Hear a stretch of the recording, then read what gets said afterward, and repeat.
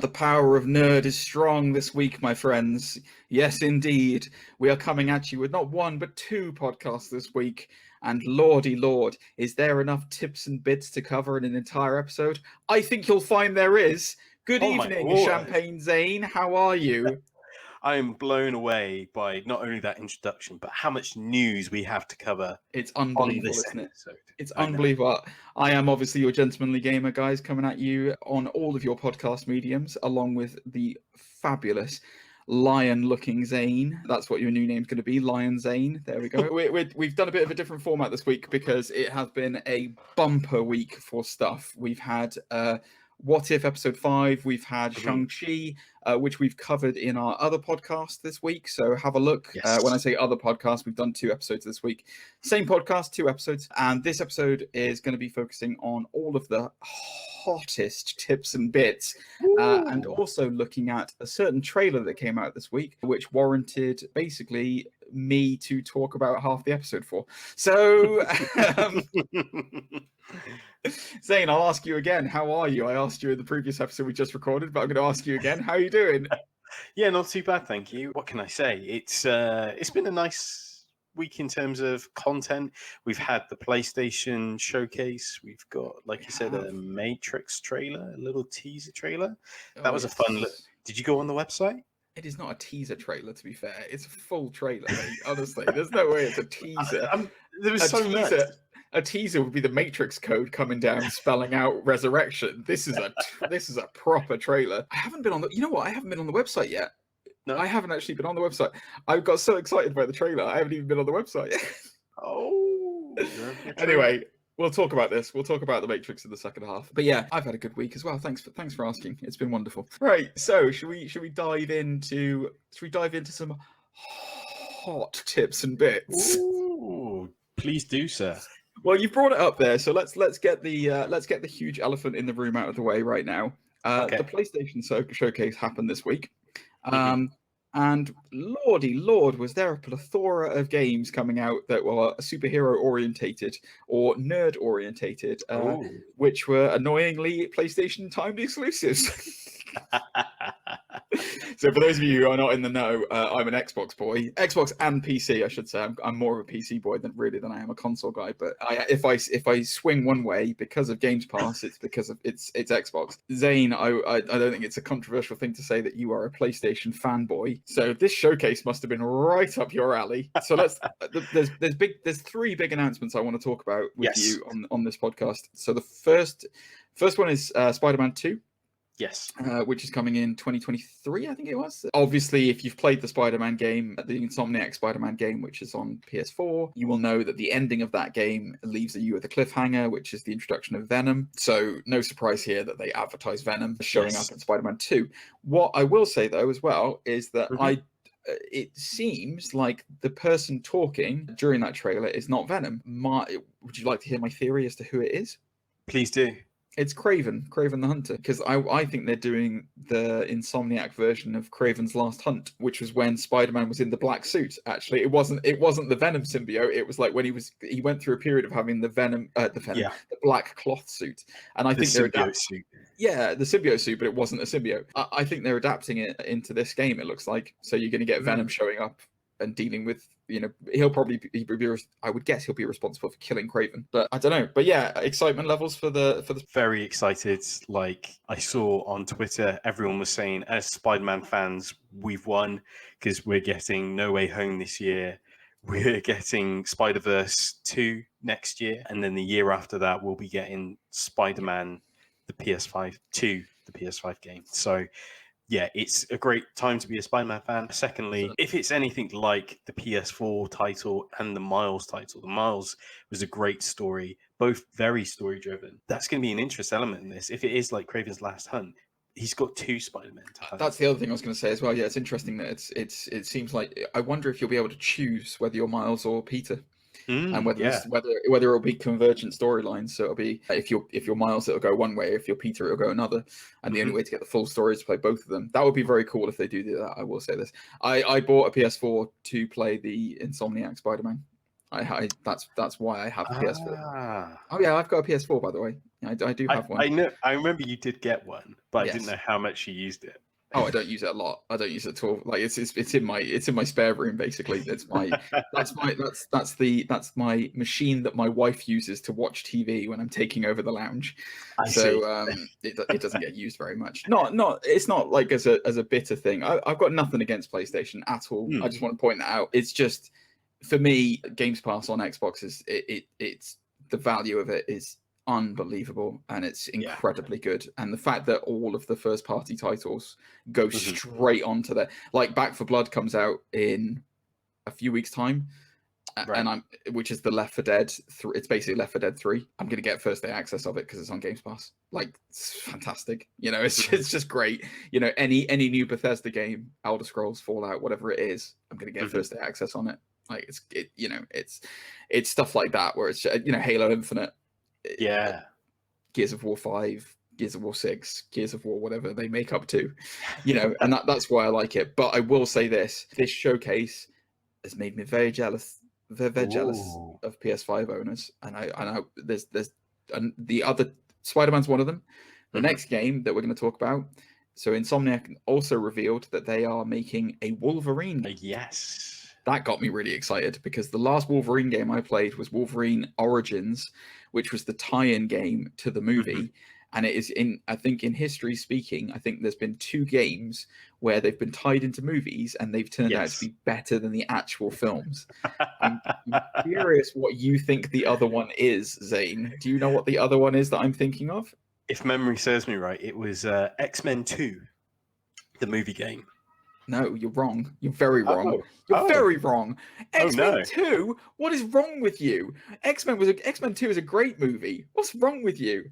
No, I was thinking look how attacked he looks. Wow. He sounds really attacked. X-Men 2 is one of my favorite movies of all time. You can't say the game was better than that. It's terrible. What are you talking about? Okay, sorry. I thought you. That's right, Zane. You are correct. We can edit this. Don't worry. It's going to be edited, guys. Don't worry.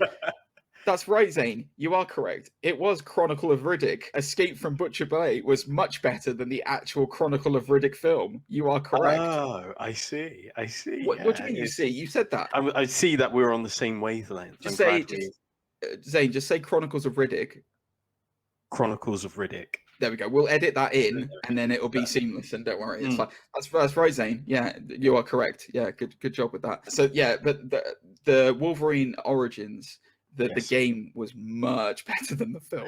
I mean, it didn't take much, but like it was really good. Like I loved that game because like you could just basically get Wolverine shot to pieces, and you could see all of his adamantium skeleton underneath, and then it would grow back from his healing factor. It was and ultra violent as well, as a Wolverine game should be. Very hack and slack. Hack and slack. Like tips and bits, it was extremely hack and slack. It was very. That is going to be our new way of describing games when they come out. Was it hack or was it slack? Is this? Yeah, that's it. That's our rating system. We've just created a rating system for games. There we go. Was this game hack or was it slack? Yeah, I say it's definitely hack. I mean, I'm assuming you're excited for the Wolverine game as well. I think are you slightly more excited for the Spider-Man game?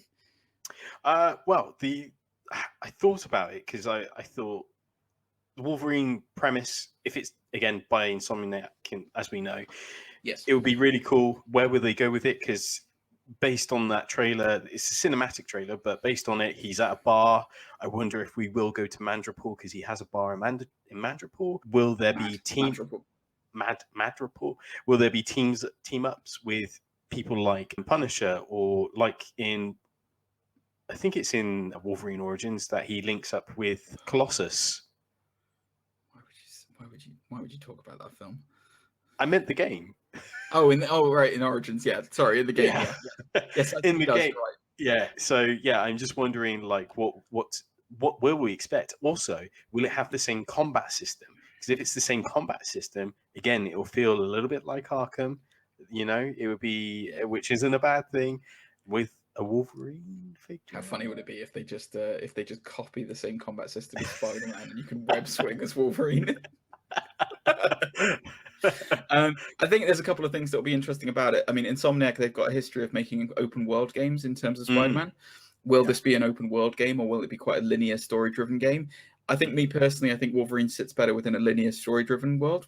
So I hope it's more that. I don't want really an open world Wolverine game. I don't really care. It needs to be violent. It needs to be very like I want dismemberments. Like I want him to be able to cut arms, legs, heads off. Like they need to be lopped off straight away. And then the bad guy is the thing that intrigues me the most. It's not necessarily who he teams up with, but I don't think they will do it. I really don't think they do it, but I'd really like to see him go up against Omega Red.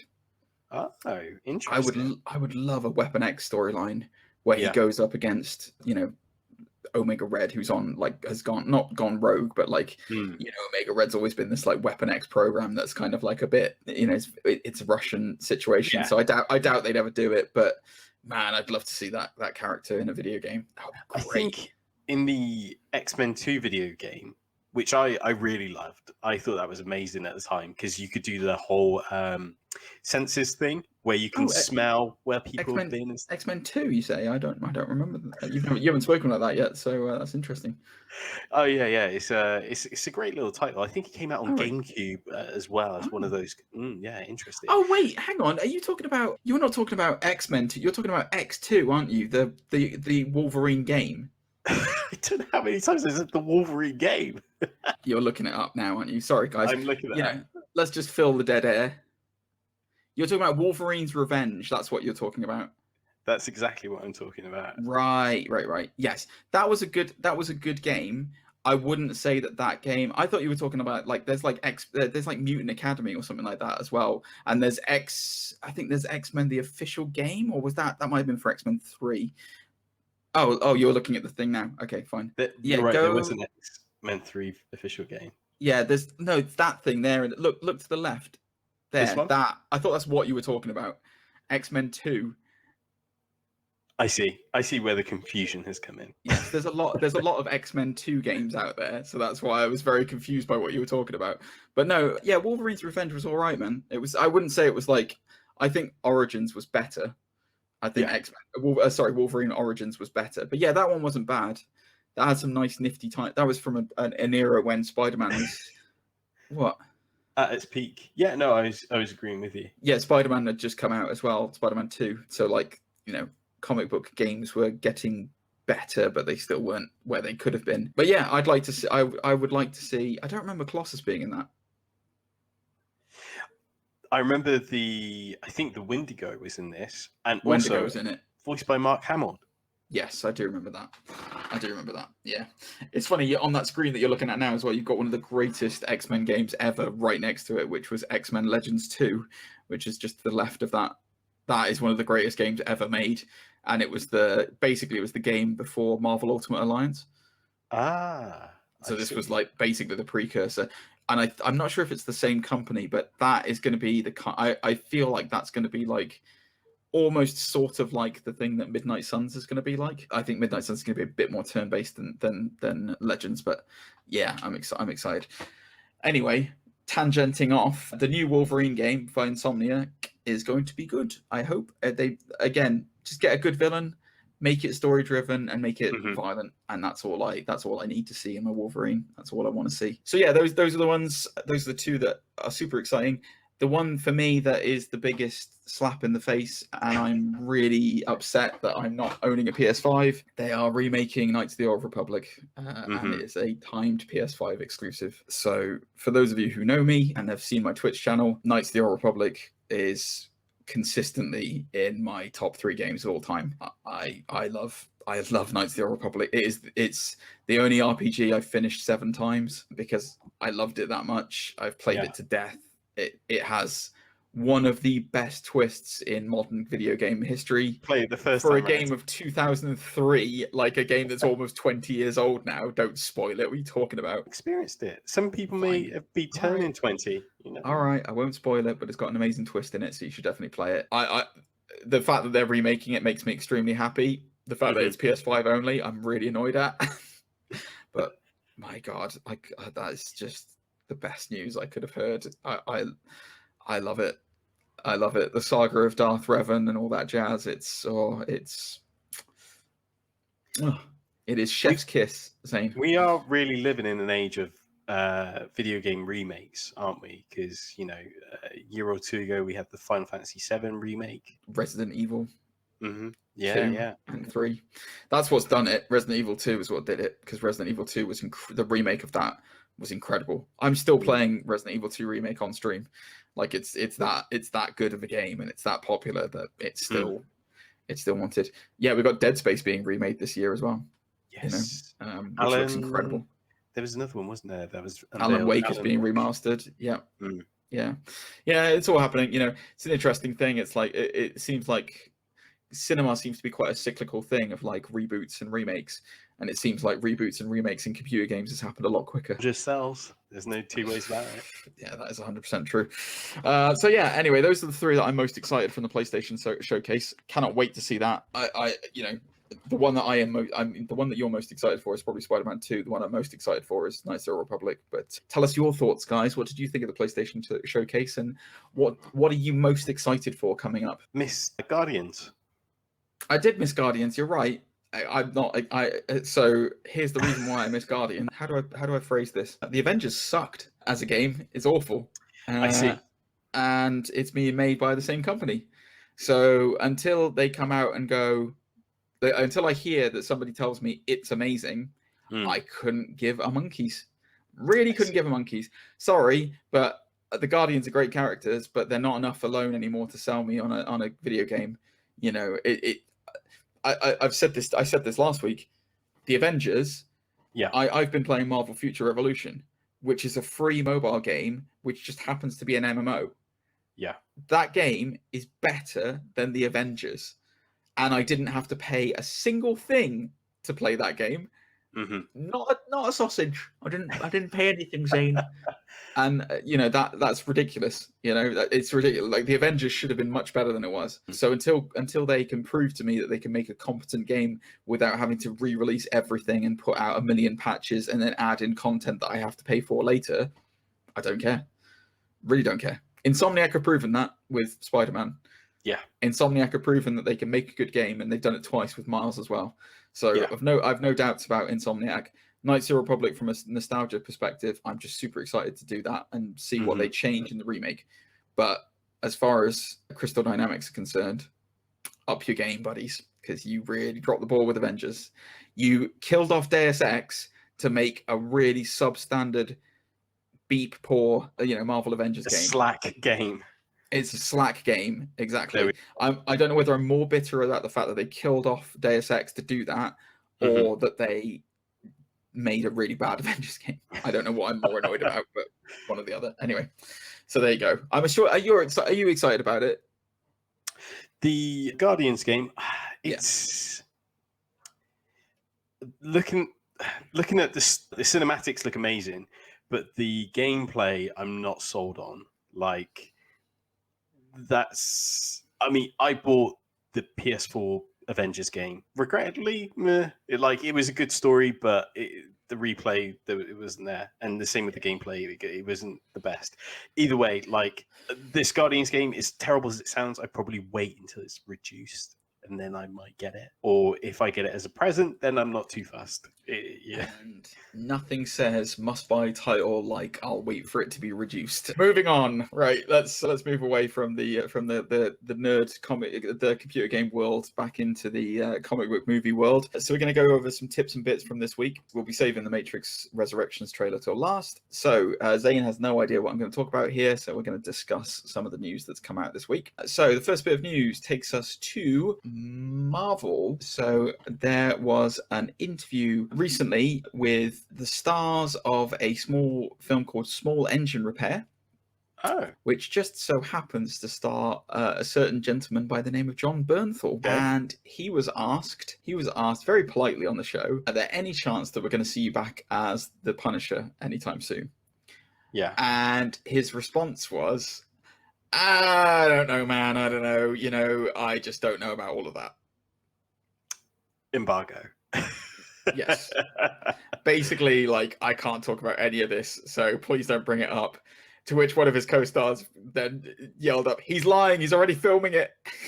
So there's been a lot of rumors about Charlie Cox appearing in Spider-Man and whether or not we'll see him in that. I think based on Bernthal's reaction, that you can't really say one way or another.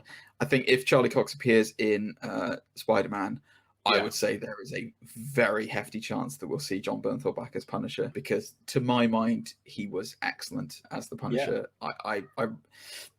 I will say that I really enjoyed the first series of the Punisher more than the second series. Sure.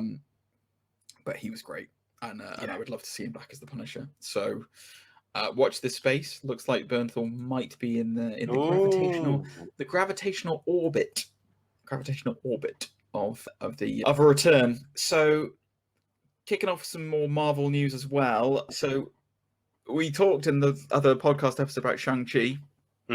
So there's been some clarification on the post-credit scene. So in one of the post-credit scenes, we see that Xiling, Shang-Chi's sister, has taken over the 10 rings. And then the ending, it says the 10 rings will return. And during an interview with Screen Rant, Kevin Feige did some clarification on that. So I'll just read verbatim his whole quote. So it teased at the end of the film, it teased the 10 rings instead of promising Shang-Chi's return.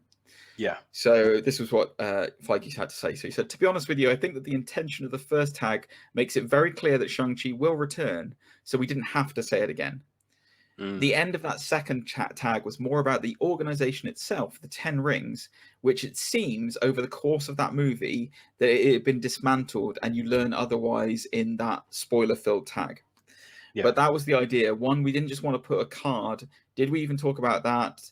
Did we even talk about putting a card in for both? But we think that it's very clear after that first tag that Shang-Chi is returning. So basically, the double sting is that Shang-Chi's coming back, obviously.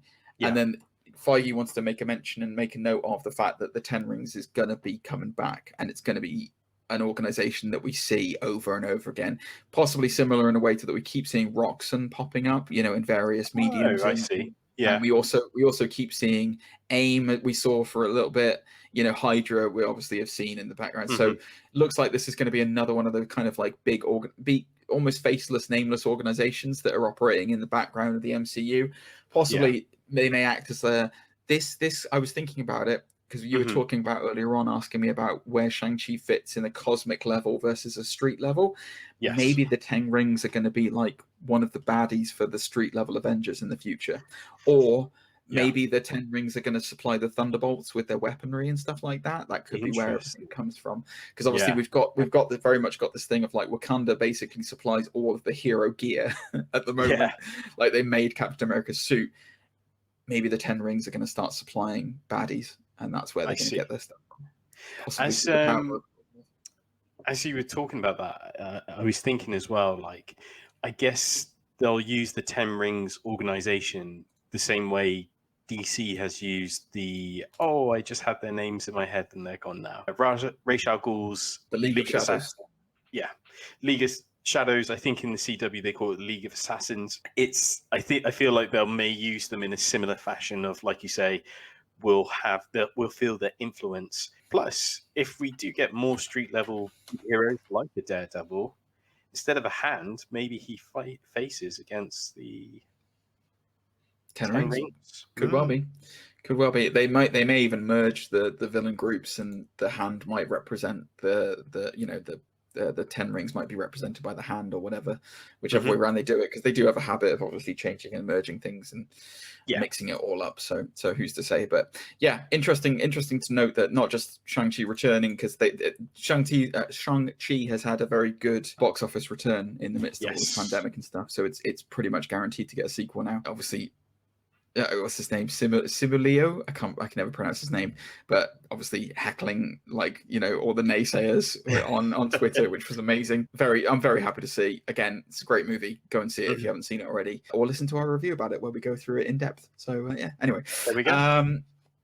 So sticking with Marvel, this is a bit of a long quote actually, but Zachary Levi, who is the star of Shazam, he has spoken this week about his experiences in the MCU, because obviously he is one of the Warrior 3 in Thor. So he was in all 3 films. He dies in Thor Ragnarok. He's described the experience as still being a dream come true, However, he also recalls being slightly deceived by Marvel Studios because I'll read the quote out.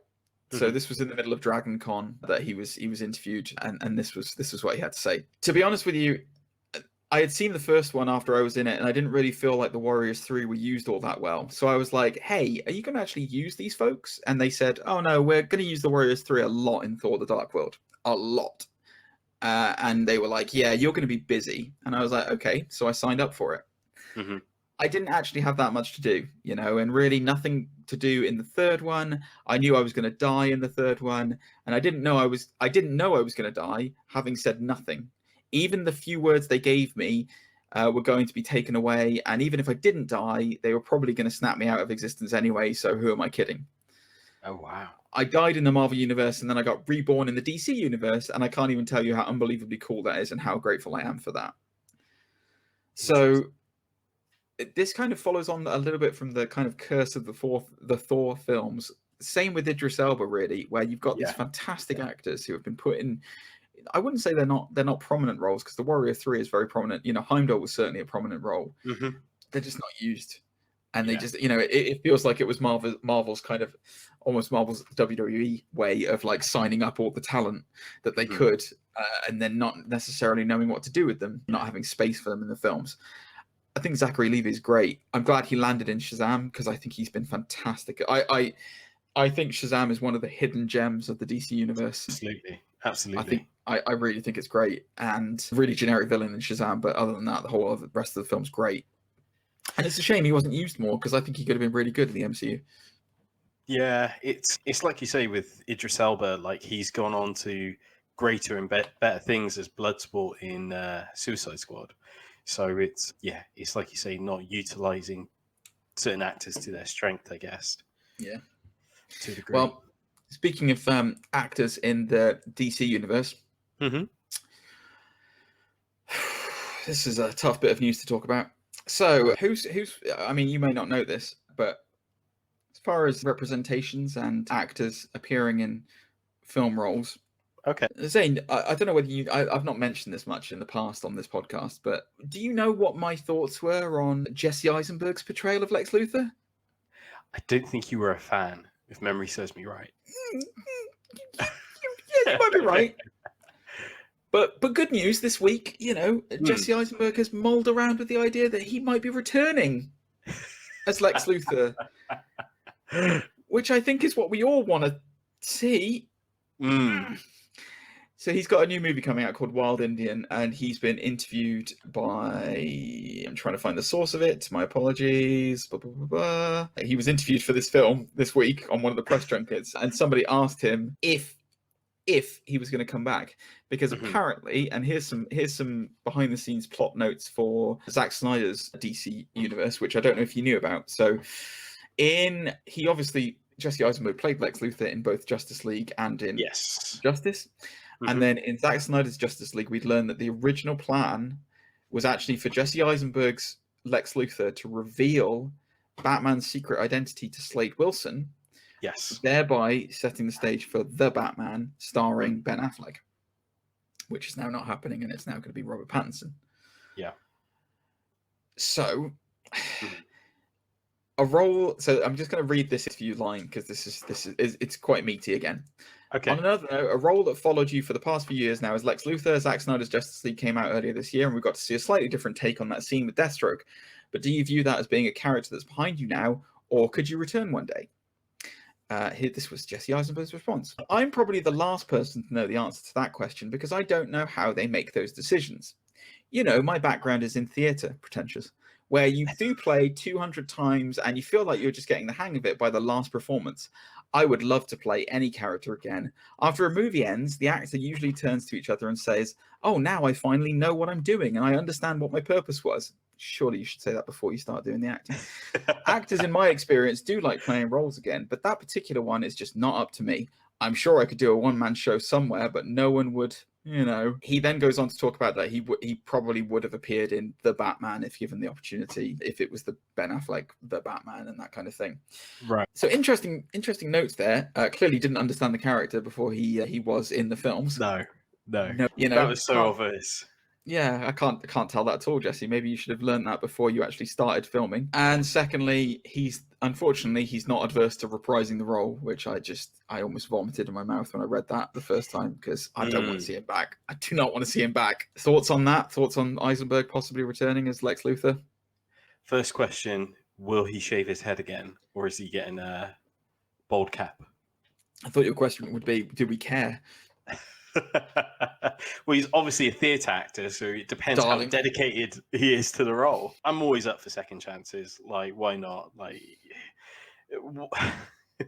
and this will be the last week Zane will be on the podcast, folks. We'll be seeing him. Yeah, hopefully he would have learnt his lesson. He would have understand what didn't work based on everyone's reaction and what did work. Hindsight is a powerful thing, so I'm hoping that he would have grasped that.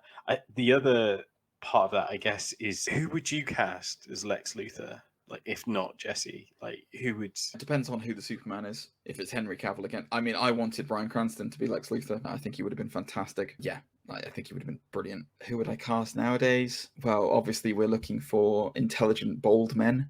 Mm-hmm. So The Rock.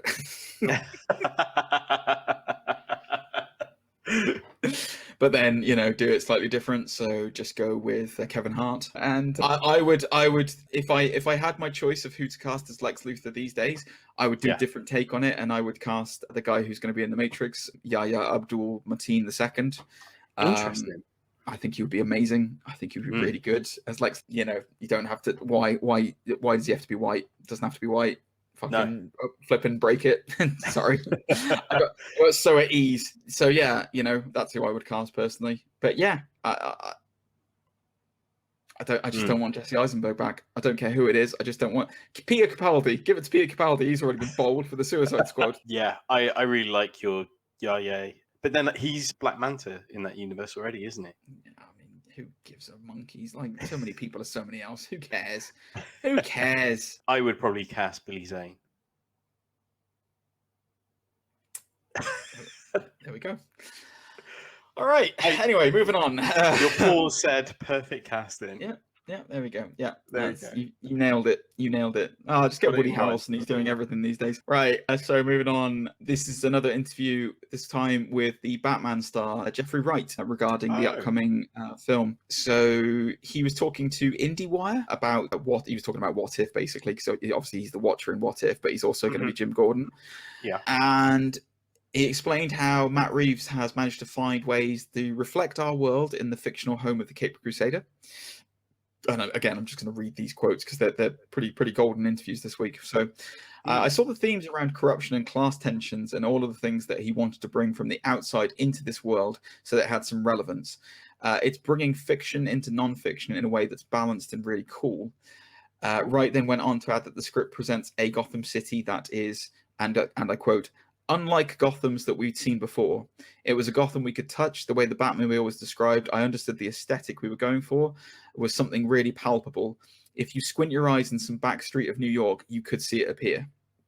So This is following on from some early test screenings of the Batman that have been had, which have been overwhelmingly positive. And apparently it's an extremely dark movie, like very dark, very violent, and very more realistic. I guess it's more realism ground based, but with that tinge of comic book that maybe the Christopher Nolans didn't have.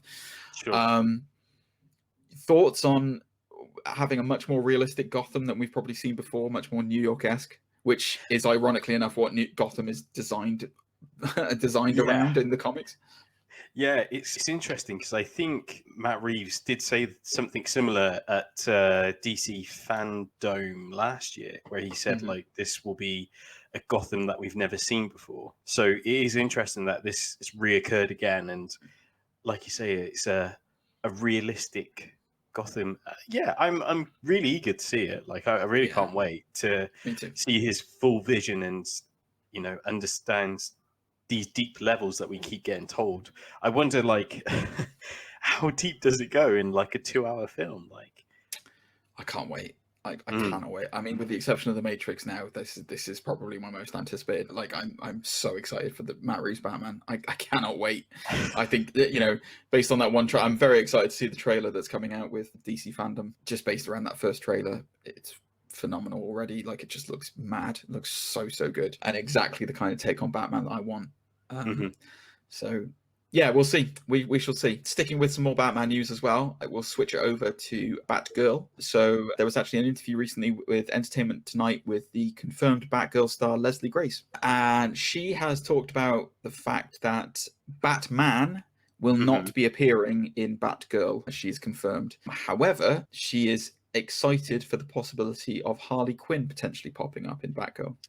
So here is a quote, because basically Margot Robbie recently tweeted out her support of Leslie Grace casting and said how cool it was and everything. And so this is what Leslie Grace had to say. I was freaking out. I'm such a huge fan of Margot. She's one of the biggest badasses in the superhero world. I haven't had a chance to meet her, but it would be awesome if at any point Batgirl comes through and Harley Quinn drops by Gotham and we have some business to handle. It might be cool. Batman is out. He's doing a whole bunch of stuff. So I'm going to be needing some of my ladies to help me out with the next run, if you know what I'm saying.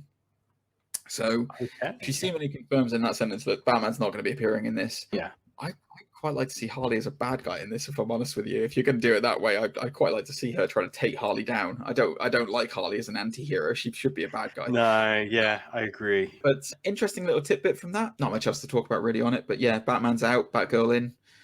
Pretty much self-explanatory. We'll see more, I guess, about this film when it moves closer and closer, assuming it does.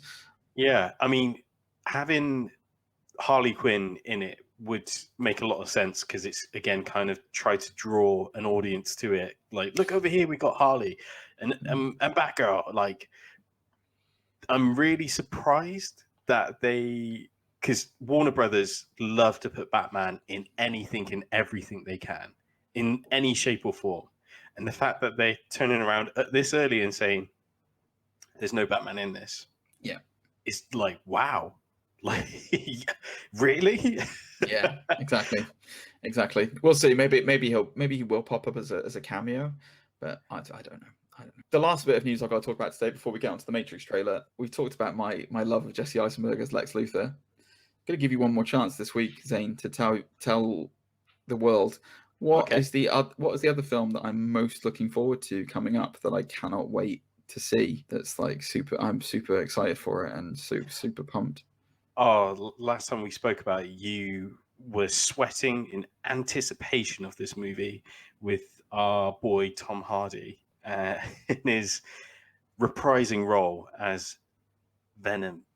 Good, Zane. That's good. It's come out this week that Venom, Let There Be Carnage. The official runtime has been released. Oh, okay. Venom, Let There Be Carnage. Would you like to know what the official runtime for Venom, Let There Be Carnage is? Have a guess at what you think the runtime is, based on the trailers we've seen and the complexity and all the in-depth knowledge of what's in the films. How long do you think it is? Gonna hazard a guess and say an hour and 20. Oh, you're not far off. The upcoming sequel is clocking in at just 90 minutes, which makes it one of the shortest comic book movies of all time. Really?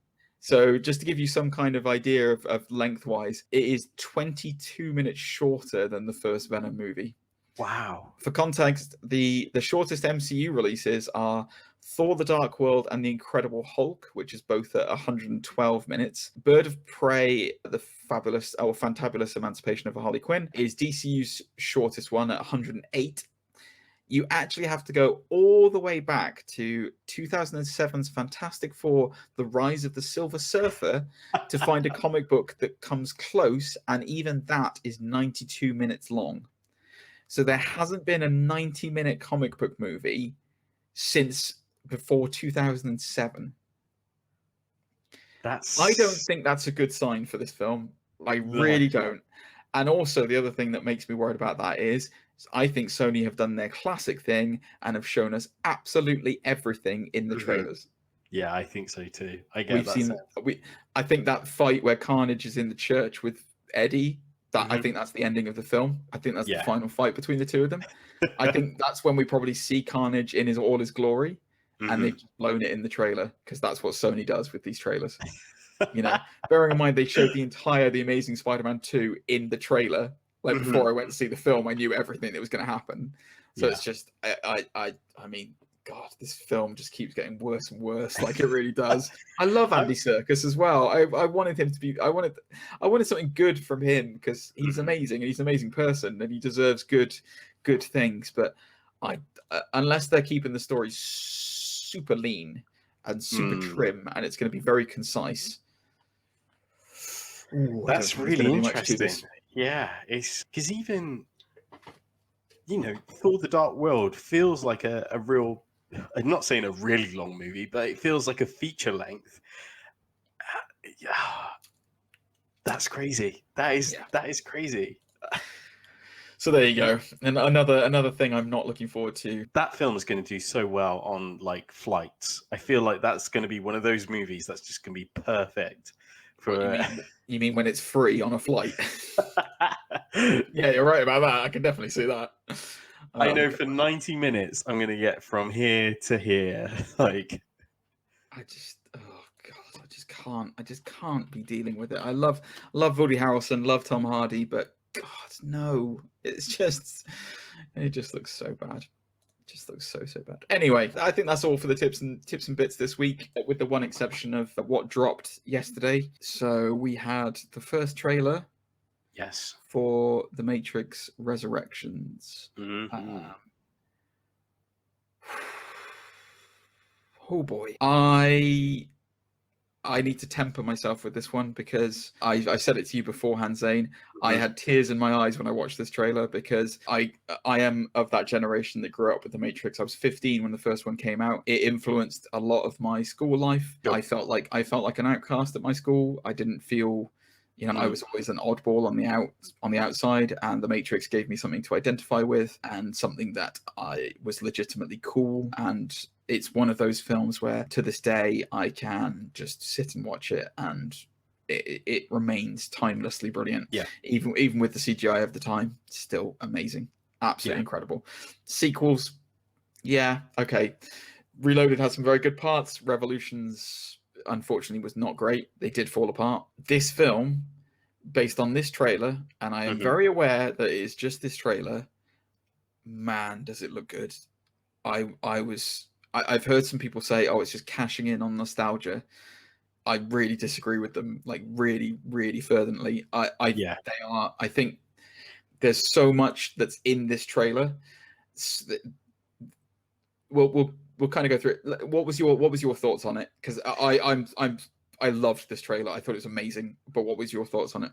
Yeah, I was really taken back by it because the teasers that I'd seen leading up to it looked great. Like still images as well looked fantastic, especially of one of Neo walking, and there's that gust of wind that catches the tail end of his coat. And I know that The Matrix was heavily inspired by anime, and there are very key anime-esque portions to it, which I absolutely love. So. Yeah, so the Matrix itself, the first Matrix was a combination of loads of different cinema basically watched together into coherent plots. So there was a lot of Eastern influences that were lodged into it, not just with the martial arts, but also with like certain themes running through the films. Yeah, anime in terms of the cinematography and the way that it was shot was, yes, as you rightly said, was a huge part of it. Ironically enough, I mean, when you talk about the first Matrix and the concept of being plugged into a machine, there was a film called Dark City which came out a couple of years before it, which kind of did that plot already. It was, they were, instead of it being machines, it was aliens who had kidnapped somebody or kidnapped people, and they were living in this city spaceship, but they weren't aware that they were in the city spaceship. But the Matrix, I think it got basically, I'm going to use the word ASS, which I think we can use on this, but the problem with Revolutions was it went up its own arse. That was the problem with Revolutions. It became too much of a religious allegory, of Neo being Jesus and the rebirth of humanity and all this other kind of stuff. It got bogged down way too much in itself. The thing that made the first Matrix so good was it was a war movie, but it was like this cool, like rogue cell war movie where it was like you see like this band of survivors from like this horrific circumstance. Because like when you think about it, if you really think about it, it is the worst situation to be in. You know, the entire, what are you fighting for? Like the planet is gone, like the Earth is destroyed, man. Like the machines have, you know, through humanity's own hands, they've destroyed the Earth because they've tried to block out the sun, and there's no ecosystem left on the planet. So all you're fighting for is your freedom, and it's this never-ending struggle against this, you know, huge, you know, juggernaut machines that can, you know, they live forever, they're stronger than you, they can do whatever they want, and they've trapped you inside a prison that you don't even realize, and you're their food. Like that is the bottom line, you know, you're the battery power for them. And that made the first Matrix super cool, because it was just like this, you know. And then the second and third one became more about maybe the machines aren't actually so bad, or it's not just a straight black and white, and you know, there are idiosyncrasies to these machines and to these programs, and you know, the Oracle is obviously a program, and the Architect is a program within this world, and you know, the machines didn't start this war necessarily, you know, it was humanity that started it, and they're the ones who finished it, you know. So there was a lot of things running through the second and third one, which I think caused it to be bogged down. The end of the third one, for those of you who have not seen The Matrix Revolutions, spoiler for a film that is almost 20 years old, but just go and see the Matrix trilogy if you have. If you are listening to this right now and you have not seen the Matrix trilogy, what is wrong with you? Go and watch the Matrix trilogy. No, I'm serious. Like, they are some of the most era-defining cinema that you will ever see in your life. The first Matrix is always consistently in my top 5 movies. The same as like Knights of the Republic is in my top 3 games. The first Matrix is an absolute masterpiece. So if you haven't seen the first Matrix, at least go and see the first Matrix. It's a perfect film. Like it's revolutionary as well. Like no one ever shot slow motion scenes like that before. They created a whole new technique when it came to those slow-mo shots and such. Yeah, it was incredible. The other thing I just wanted to touch on quickly was, and then I forget, the reason why I'm talking about all this, whilst Zane tries to catch his thought, the reason why I'm talking about the stuff that came before is because in order to talk about stuff that's happening in the trailer, we have to set some precedent for what's happened before. So I was just going to say, at the end of Revolutions, obviously the end of Revolutions is that Neo creates a peace between humanity and the machines, in that anyone who wants to be released from the Matrix will be released from the Matrix, but those who want to remain there will remain there, and the machines can still operate as they were. So then the whole thing is going to collapse on itself because he's broken the program, basically. Yeah. The ending of it is that Neo saves the Matrix from Agent Smith, who has become an unstable virus who is threatening to wipe it out. He returns to the source, which is the machine mainframe. Zion is saved with all the people still alive within it. There is a peace, and the plot of The Matrix Online, which was the follow-up MMO, was the tagline to it was peace and the things that people try to do to ruin it. And that was the main theme of the Matrix Online afterwards.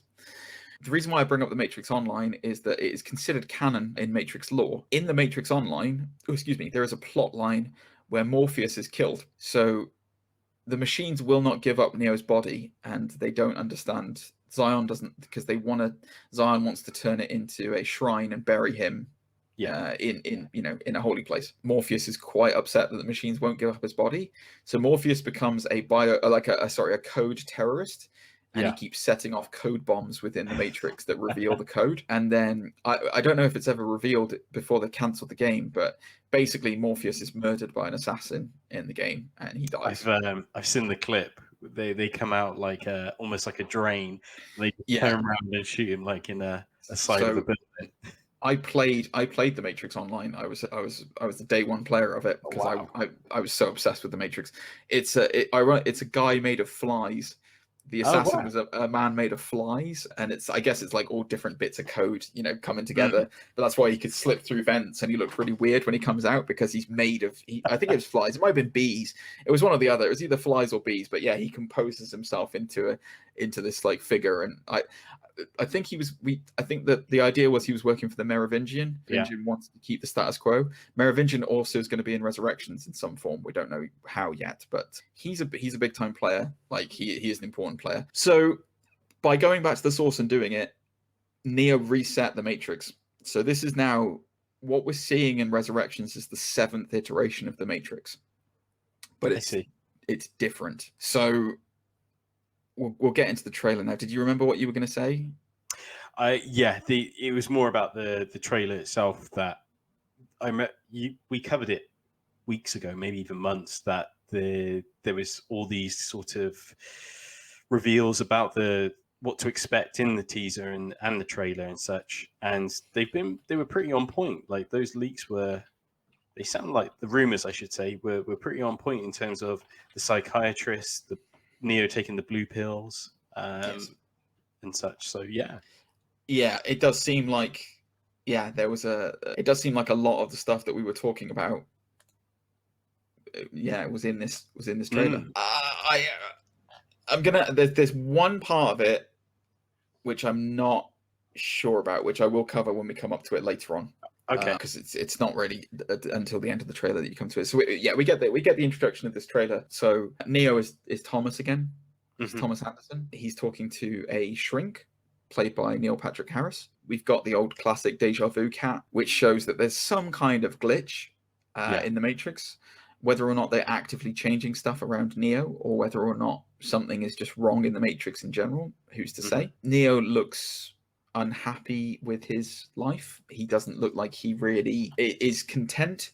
Yeah. Basically, it's almost as if if he hadn't have been taken out of the Matrix, this is how he would have matured. Like this is what he would have become in later life. Talking to a shrink, and he's having visions of a world that is not his own. He's seeing the Matrix in code, so he's seeing what the world is really like. There's an amazing bit where, I mean, I'm sure a lot of people have noticed this, so I'm going to bring it up, but he's sitting in the bath and he's got a duck on his head, which I thought was great. Of course he does. But then the sweat or water condensation is coming down his face like the lines of the Matrix. Oh wow, I did not know that. Yeah, it's all I know. It's like the code basically running down his face and stuff. I see. Was super cool. We get loads of like really quick flashes. Like there's a load of really quick, sharp flashes. One of the flashes is so in Revolutions. Sorry, in Revolutions, he's blinded. Smith blinds him in the real world, so he gets his eyes burned out. One of the quick cuts, they've done a still of it, and I paused it in the trailer actually. It's the machines working on his real body. So they've got you can see his eyes are gone, like his eyes are completely burned out, but they're like tinkering around with his body, and his chest is like slit open. Oh really? So yeah. So if you have a look at the stills from it, there's like a machine playing around with his innards. So I'm wondering if he's been if the real Neo is still alive, or if he's fully integrated into the Matrix, like if he's just become an entity within the Matrix. Because then later in the trailer, you get a similar thing with Trinity, where Trinity is obviously in the Matrix. Carrie-Anne Moss, they meet in the trailer, and there's this weird spark between them because obviously it's Neo and Trinity. Yeah. And then later on, you get this weird scene where it's like her body is almost in one of the pods, like all connected up. And it's like, but she died. So how is that possible? Unless, and this is one of my theories for it, unless the machines are playing around with resurrection.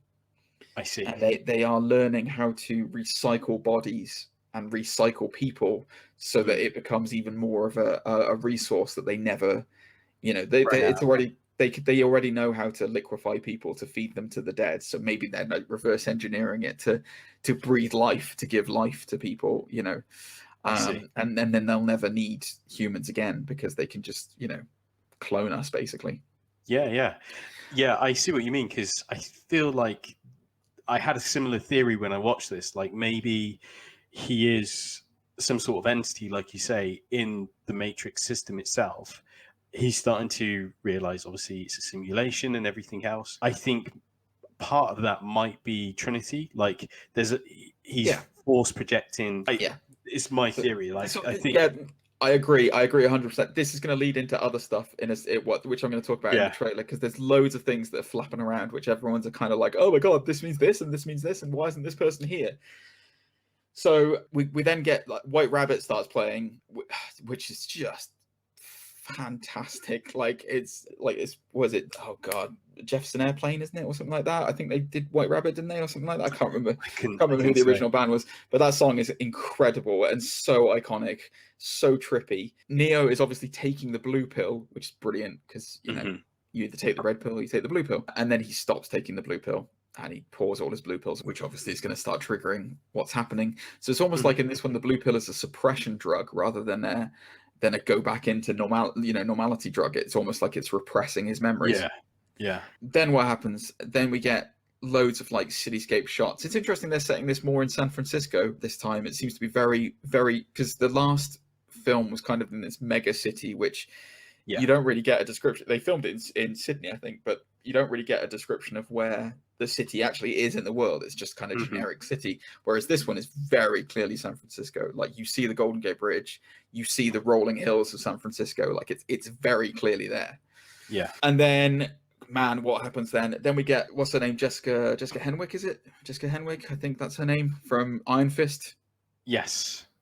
She turns up with a rabbit on her shoulder. She seems to be almost like the Trinity role, where it's like trying to lead Neo into, his rebirth again. Then we get a load of like CGI kind of coolness, where going through mirrors and all this other kind of stuff.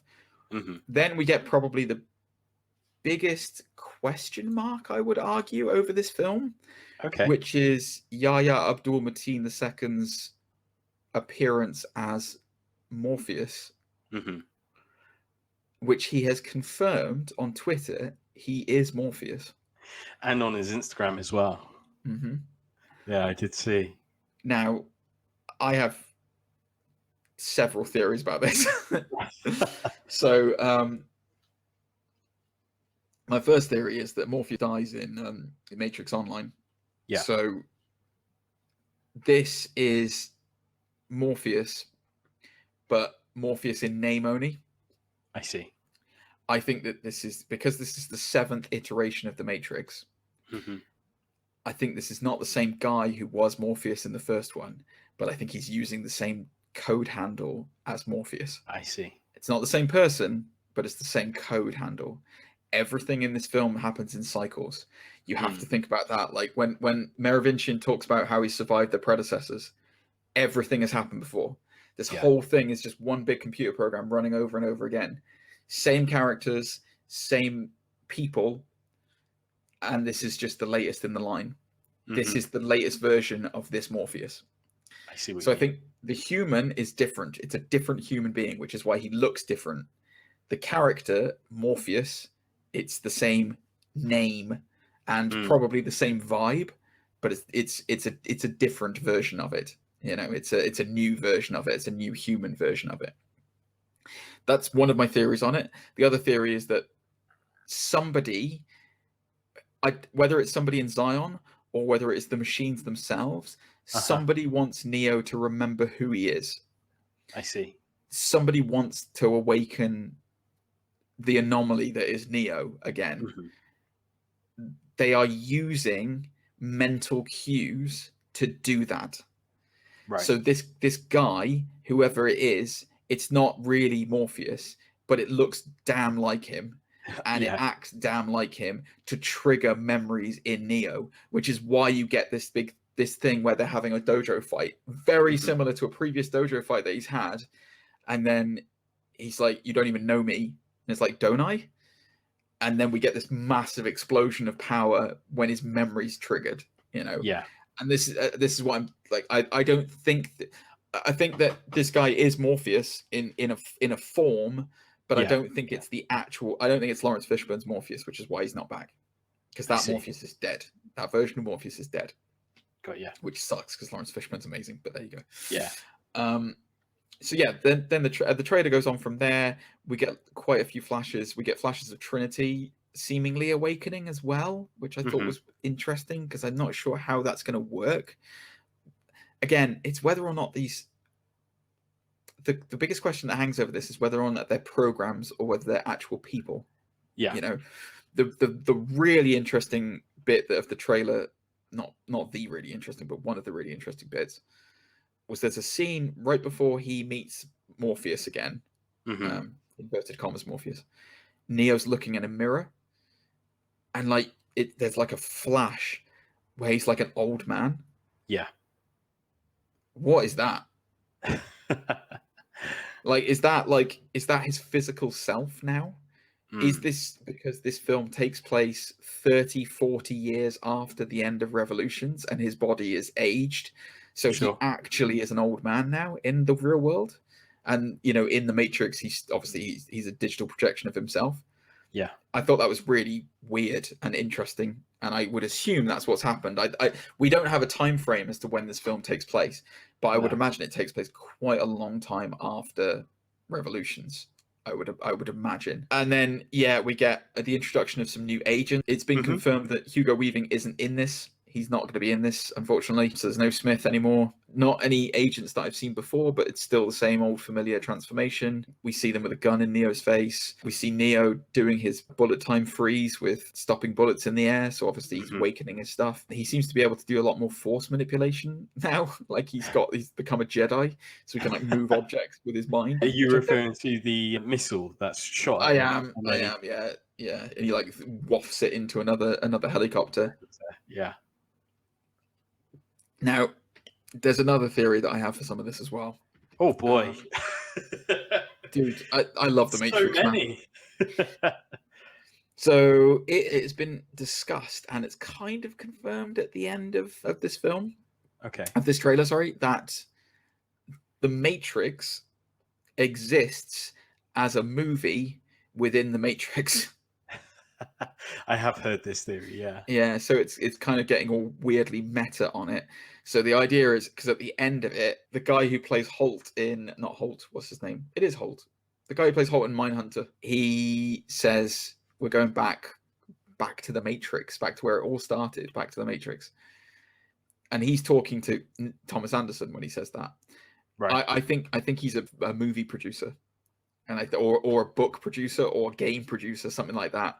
And he's there to talk about the latest Matrix, like because they're going back to do a sequel or something like that, you know. Right, I see what you mean. There's actually images in. So there's also some bits in this trailer, sorry, where the first film seems to be being projected on a wall. Like you see Neo when he gets released from the Matrix, when the mirror goes down his neck and that stuff. Yeah. And whether or not that's a film or whether that's someone accessing his memories, I you know what I mean? Like I don't know, but it seems to be that the Matrix, the film or the game, exists in this world in some medium. My theory is that Thomas Anderson is the writer of this game or film, and he's having all these crazy ideas about the Matrix and stuff, which actually happened, but he thinks it's all in his head and it's a film.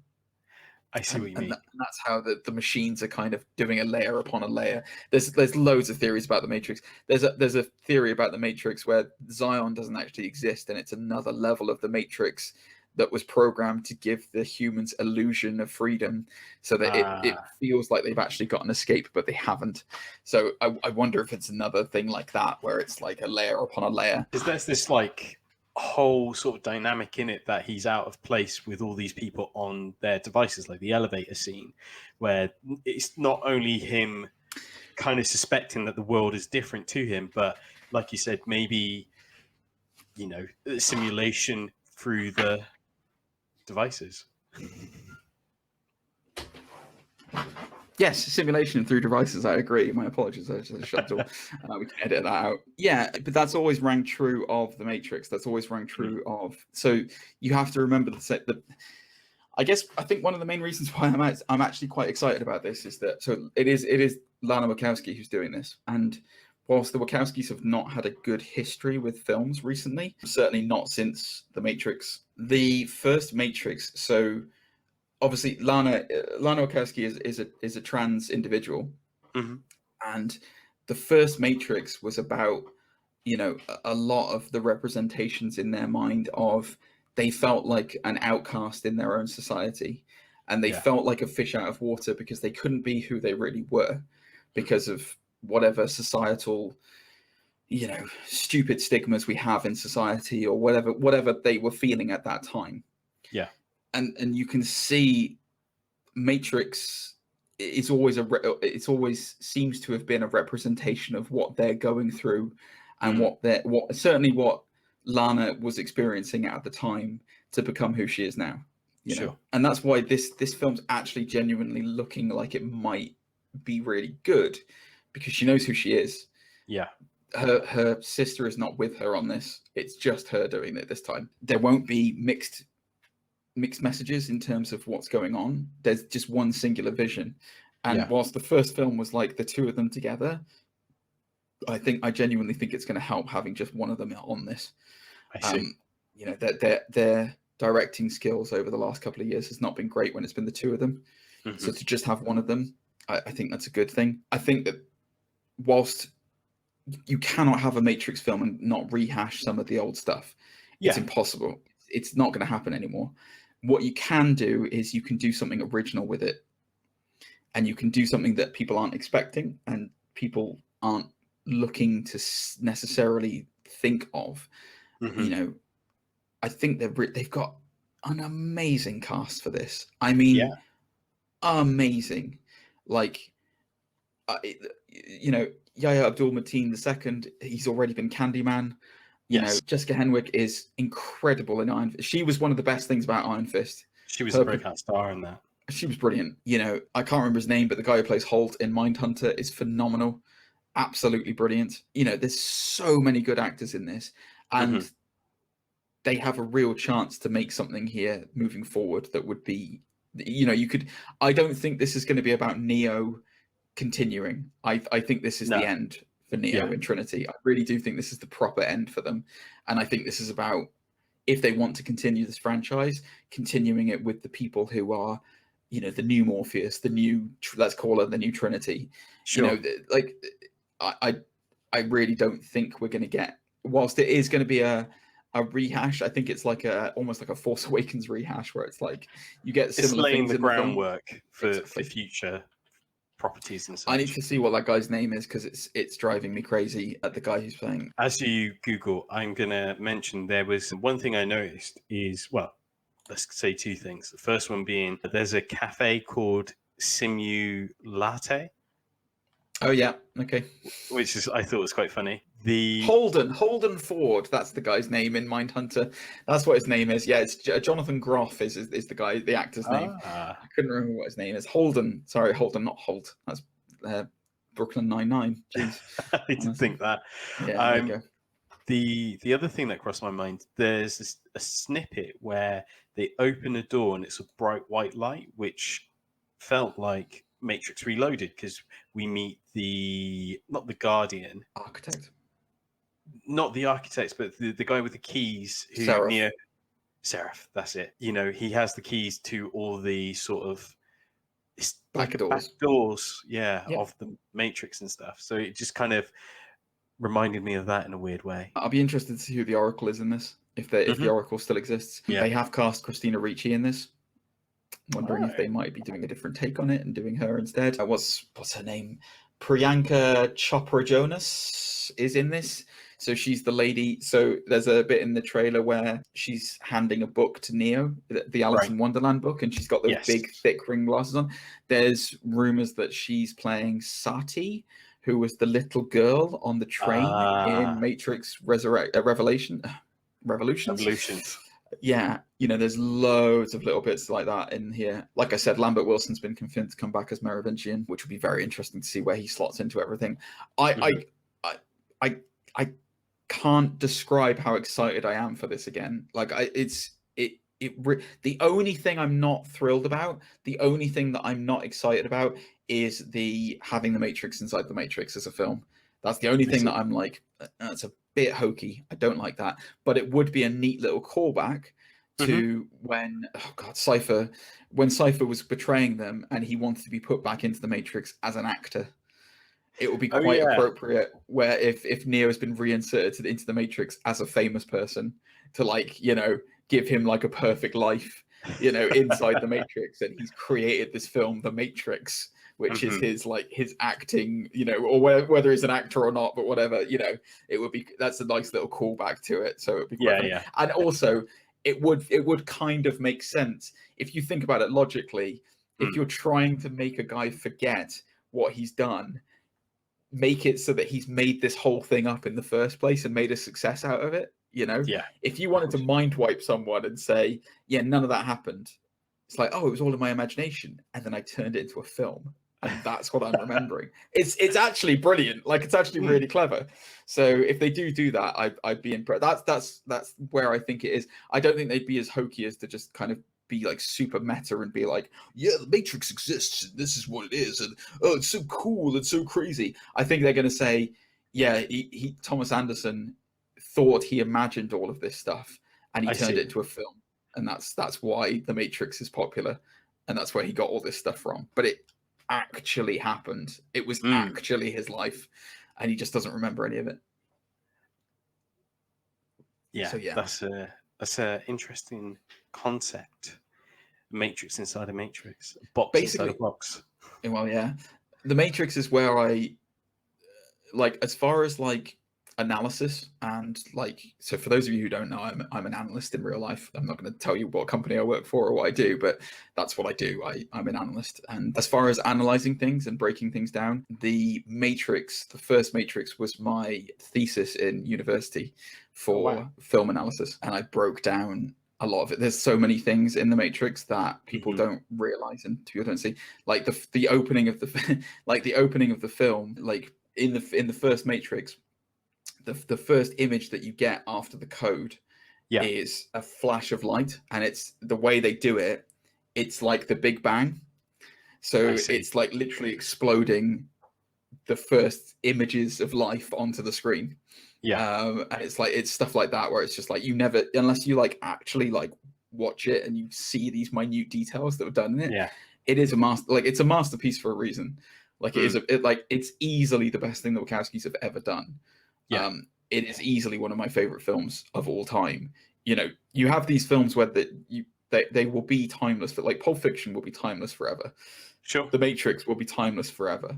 Goldfinger is yes, like, but there are films where you can watch them back and it doesn't matter at what phase, or Star Wars, look at the first Star Wars, sure, it's like absolutely timeless. The Matrix is amazing, and I'm so happy that I'm happy that it's coming back. I was very, very worried about it when I first heard the initial things of what they were doing. Curious but worried. Having seen this first trailer, it's just I pray that it's going to be good. Like, I really want it to be good. It needs to be good. It has to be. There's no two ways about it. I think we're in the middle of a renaissance as well, and I honestly don't. I genuinely don't think Keanu Reeves would have signed up for it if it wasn't good. I really don't, because he's tried to leave Neo behind a lot. Like, and I would argue that probably in the last few years people identify him more as John Wick than they do as Neo 100%. Now. And I don't think he would return to this unless it was good. Do you know what I mean? Like, it has to be a pretty strong script for him to go back to it and 100%. Rehash old grounds. I mean, 2 and 3 they didn't really get a choice because they were just signed up for those pictures. Like, that was it. But like, and Carrie-Anne Moss as well to that degree, because she hasn't been in a lot since The Matrix. No, she's in Jessica Jones and the MCU kind of like television area, and I think she was in Memento after the first Matrix. But like, she hasn't been in much. So for her to sign up for it as well, it's like, it's got to be something on board. I don't believe that. I will say this as well. I don't believe that Lawrence Fishburne isn't going to be in this. I think he will turn up. I really do. In some form, he'll be in it at some point. It won't be a big part. It'll be like a very, very small, either like cameo. A memory or a cameo or something like that. But he'll be in it. Yeah, he'll be in it. There's no way he won't be. So, man, I cannot wait.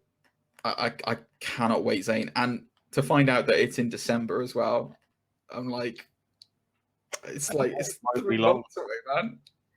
I think it's the podcast. Isn't it like 16 weeks? 22nd. Yeah, 16 weeks. It's the 22nd of December. That's when it is. Right in time for Christmas. I don't know how many weeks that is, but yeah, I can't wait. There we go. So when it comes up on screen and it says this Christmas, and then the White Rabbit music changes into the trippier version of it. Oh my god, that and you see Neo and Trinity meeting again. Genuine, there were tears in my eyes, man. It was like, this is going to be really good. This has to be really good. I'm worried. I'm genuinely worried, Zane, because I said it to you beforehand. This is same level as hype as Our Friend and Suicide Squad. I'm worried, but yeah, we're going to have to do an episode. I think on The Matrix 1, 2, and 3 in preparation for it. I think so. We'll have to get Rinsler back in for that.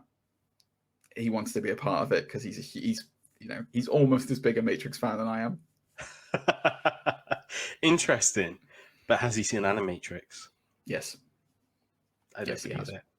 He's got the. I remember do you remember back when DVDs were a thing? Do you remember they released that cool Matrix box set? Yeah. You got 1, 2, 3, the Animatrix, and all the making ofs. Yeah, that was great. Matrix Revisited is one of the greatest makings of that I've ever seen as well. That's an amazing piece of work. It's such a great. Oh god, this is unlocking a lot of memories in me of my teenage years, my friend. Oh boy, wow. We've got a lot to look forward to either way. I think that's going to be everything for this week's episode. I think so. It's been a long slog, Zane, but we've got through it. Through it. Enjoy your content, guys. Enjoy your 2 whole episodes that we've brought out this week. Thank you so much, Gigi, for not only sharing your thoughts and your insights. Really appreciate you sharing that with us today. I thought you were going to say I really appreciate your friendship. Not only do I appreciate your thoughts and insights, but I also appreciate you as a person and as a damn good friend. I do. Either way, if people want to hear more of your thoughts, I'm sure they can catch you on stream. Yeah, Monday, Wednesday, Fridays, guys. Twitch.tv/gentlemanlygamer, or get me on Instagram @gentleman. You can find me on there doing all kinds of things. I think I'm going to be playing through some more Marvel Future Revolution next Monday. Ooh. And then we'll do. I don't know. We wing it on my channel. We do loads of stuff. We'll see. Nice. As always, you can follow the podcast on your favorite platforms, of course, including Instagram, Twitter @Undisputed Nerds. I believe there's an underscore in between Undisputed and Nerds, but all the relevant links will be in the description down below. Or get through to us at nerds.undisputed@gmail.com. You can also get to us that way. Mm-hmm. But yes, Zane, how can they reach you personally? Personally, you can slide into my DMs on Instagram and on Twitter. Yeah, I know. I checked them. Is it Zane or? You know it's not changed. It's still @Senpai Zane. Ooh, the people on the Otaku podcast are not going to be happy about this. We need some kind of champagne Zane change soon. I'm just going to say it, or Lion Zane. That's what we need. Hey, if you are interested in anime and manga, you can always check out our sister podcast known as, it's now changed, it's the Undisputed Anime Podcast. Yeah, I know. Check that. Interesting. Look at that. Stolen my ideas. Lovely. Thanks for that. That's good. Thanks, Zane. I expect some royalties for that. But yeah, check that out. It'd be worthwhile. We've got some cool things happening over there. And as always, stay cool, San Diego. Stay classy, San Diego. You can't even get the quote right. What's wrong with you? Who says I was quoting? We all know you were quoting. 100% Zane. We all know. Oh, is that what your name's going to be now? 100% Zane.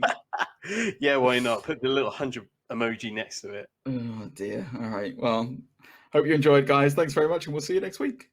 Catch you later.